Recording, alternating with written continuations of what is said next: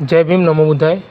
14મી April doctor Baba Saheb આંબેડકરની જન્મજયંતિ આવી રહી છે, ત્યારે મારા ગામની અંદર વર્ષોથી અમે 14મી એપ્રિલ ઉજવીએ છીએ,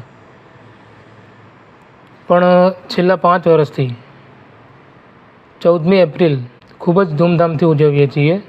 5 વર્ષ પહેલાં અમે મિત્રોએ મળીને ડૉક્ટર બાબા સાહેબ આંબેડકરની 8 ફૂટ ઊંચી એક મૂર્તિ સ્થાપિત કરી છે અમારા ગામની અંદર। 5 વર્ષથી અમે ભવ્ય પ્રોગ્રામ કરીએ છીએ અને બટુક ભોજનનો પણ કાર્યક્રમ રાખીએ છીએ। મારા ગામની અંદર 14મી એપ્રિલ તો લોકો ઉજવતા હતા, પણ 6ઠ્ઠી ડિસેમ્બર વિશે એમને કંઈ જ ખબર ન હતી। પણ 6ઠ્ઠી ડિસેમ્બર પણ સૌથી પહેલાં મેં જ 6ઠ્ઠી ડિસેમ્બરે પણ કાર્યક્રમ રાખવાનો ચાલુ કર્યો। 6ઠ્ઠી ડિસેમ્બરે પણ અમે લગભગ 2-3 વખત મૂવી બતાવ્યું છે ગામના લોકોને। એક વખત ધ શુદ્ર રાઇઝિંગ અને એક વખત જય ભીમ, આવા મૂવી પણ બતાવેલા છે, જેના કારણે સમાજની અંદર એક સારો સંદેશ વ્યાપે।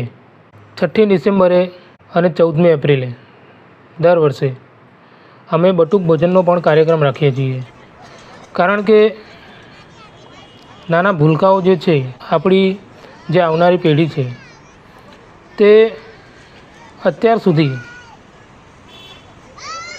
બટુક ભોજન એમણે કર્યું હશે, પણ ફક્ત મંદિરોએ કર્યું હશે, પૂનમ નિમિત્તે કર્યું હશે, કંઈક ભગવાનના નામ ઉપર એમણે બટુક ભોજન લોકોએ રાખ્યું હશે અને એમણે બટુક ભોજન કર્યું હશે, પણ બાબા સાહેબના નામે ક્યારેય બટુક ભોજન કર્યું નહોતું એ લોકોએ।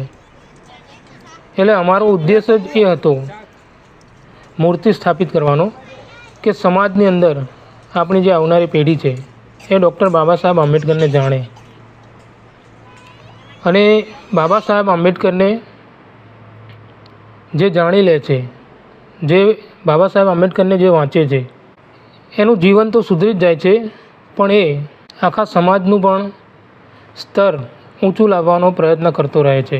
અને એ જ ઉદ્દેશથી આવનારી પેઢીને બાબા સાહેબ વિશે જાણકારી થાય, બાબા સાહેબને માને, એમને જાણતા થાય, એ ઉદ્દેશના કારણે મૂર્તિ સ્થાપિત કરી અને દર વર્ષે 6ઠ્ઠી ડિસેમ્બરે અને 14મી એપ્રિલે બટુક ભોજન પણ રાખીએ છીએ।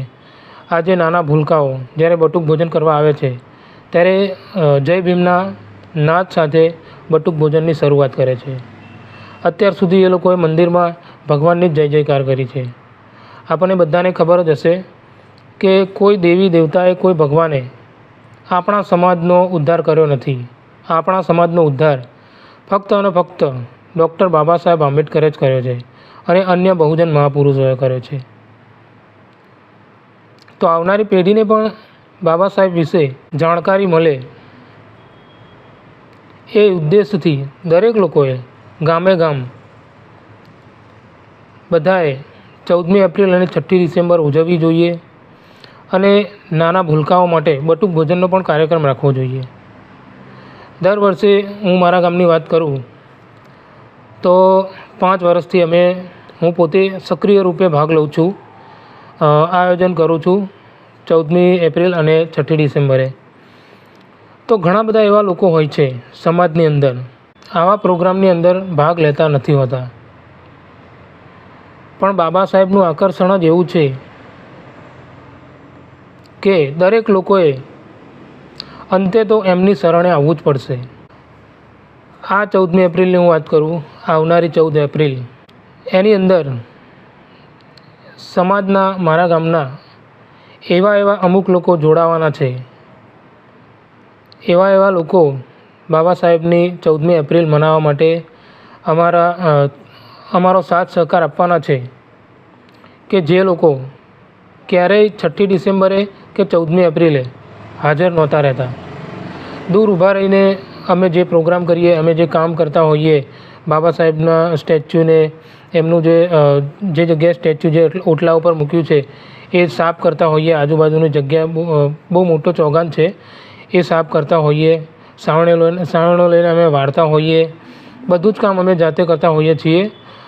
તો જે આવા લોકો જે હતા એ દૂર ઊભા રહીને જોઈ રહ્યા હતા. ખબર નહીં એમના મનમાં શું ચાલતું હશે, શેના લીધે એ લોકો આવું વર્તન કરતા હશે.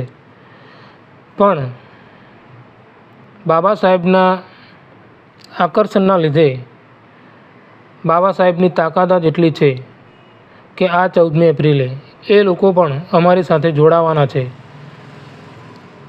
અને અમારો સાથ સહકાર આપવાના છે. 6ઠ્ઠી ડિસેમ્બરે મારા એક મિત્રએ પોતાના તરફથી બટુક ભોજન રાખ્યું હતું અને આ 14મી એપ્રિલે પણ અમુક વ્યક્તિઓ તરફથી બટુક ભોજનનો કાર્યક્રમ રાખેલો છે. તો એક જોતાં તો આ ખૂબ જ સારું કામ થઈ રહ્યું છે. જે લોકો ક્યારેય દેખાતા નહોતા 14મી એપ્રિલે અને 6ઠ્ઠી ડિસેમ્બરે, એ લોકો પણ આ વખતે આની અંદર ભાગ લેવાના છે. એ જાણીને ખૂબ જ આનંદ થાય છે.